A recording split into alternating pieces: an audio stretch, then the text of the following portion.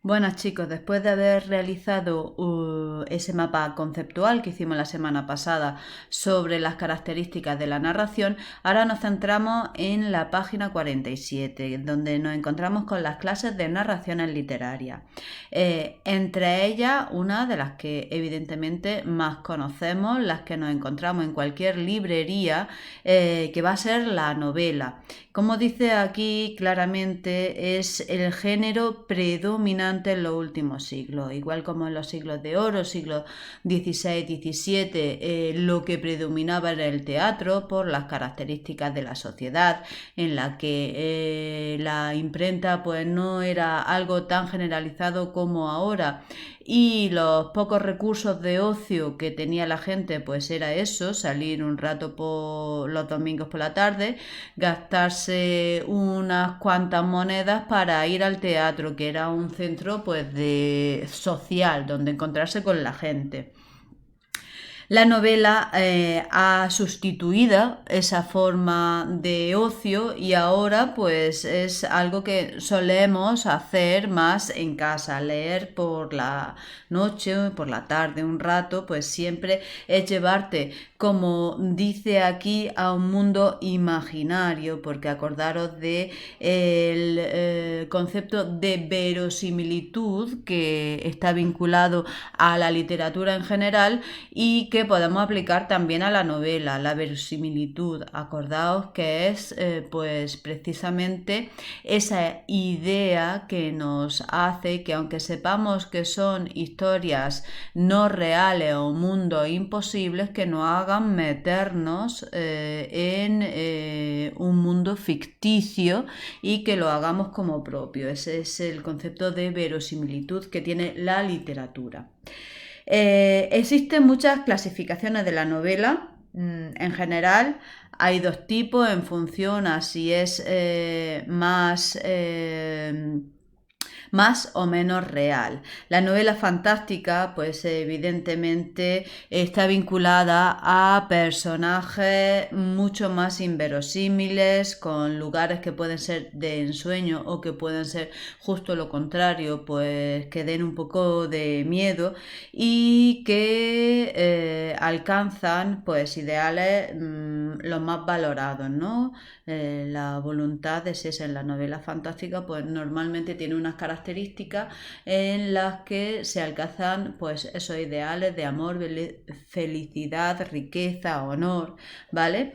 Son normalmente obras de evasión, ¿Qué significa de evasión? Que nos llevemos no se trata de aprender algo, se trata de encontrar algo que nos lleve a olvidarnos de la realidad de nuestro día a día, de que nos sirva para distraernos, evasión, distraernos. Imaginaros cualquier novela pues de Harry Potter, que son novelas fantásticas, o cualquier novela del Señor de los Anillos, o incluso pues la saga de Juego de Tronos, si alguno lo habéis visto.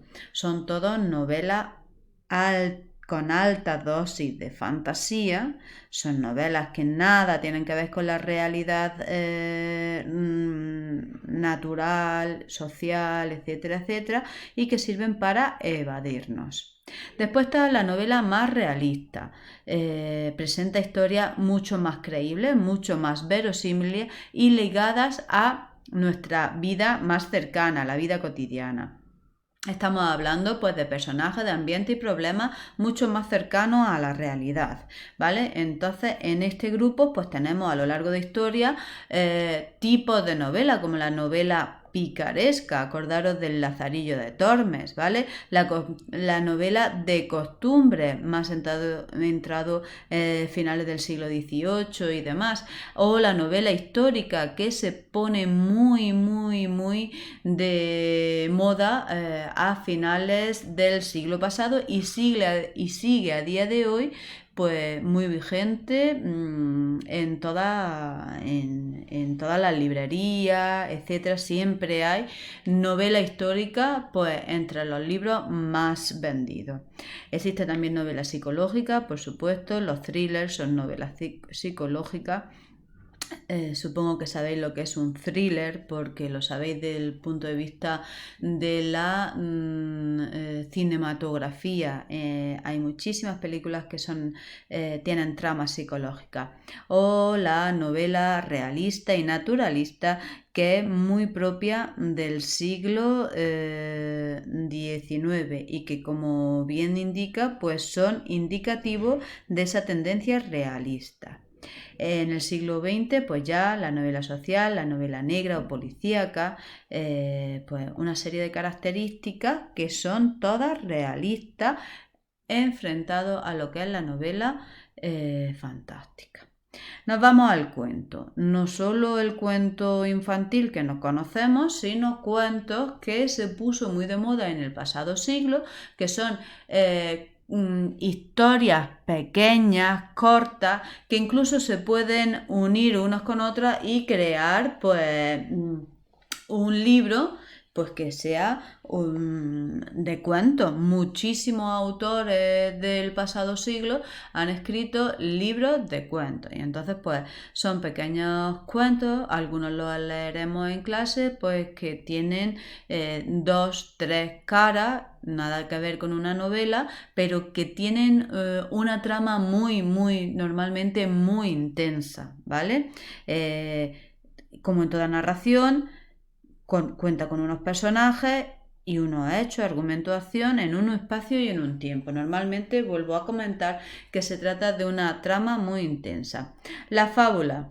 Hemos hablado muchas veces de ella, tiene que ver con una narración literaria. Normalmente los protagonistas son animales y en ella se recoge al final una moraleja. A lo largo de la historia se ha escrito tanto en verso como en prosa. El otro día incluso leímos cuando estábamos viendo el tema de poesía, estuvimos leyendo una poesía que al final tenía 2 versitos que eran una moraleja y que precisamente pues eran al final una fábula. Aquí tenemos 2 autores muy conocidos a lo largo de la historia. Estamos hablando del siglo XVII, Tomás de Iriarte y Félix de Samaniego, que escribieron fábulas muy conocidas hasta la actualidad. El microrrelato. El microrrelato es una narración especialmente breve. Como narración tiene que tener los elementos básicos, ¿vale? Una acción que ocurre a uno o varios personajes en un espacio y en un tiempo, pero básicamente la trama, la idea, lo que ocurre queda mucho a expensas de la imaginación de quien lo lee. Vamos a poner, por ejemplo, este ejemplo que está escrito por Frederick Brown. El último hombre sobre la tierra está sentado a solas en una habitación. Llaman a la puerta. Ahí lo dejo en vuestra imaginación. ¿Quién puede estar llamando a la puerta? ¿Es realmente el último hombre? ¿Hay algo más que exista sobre la tierra? Pues os invito incluso a que escribáis un microrrelato para verlo en clase. Venga, hasta luego, chicos.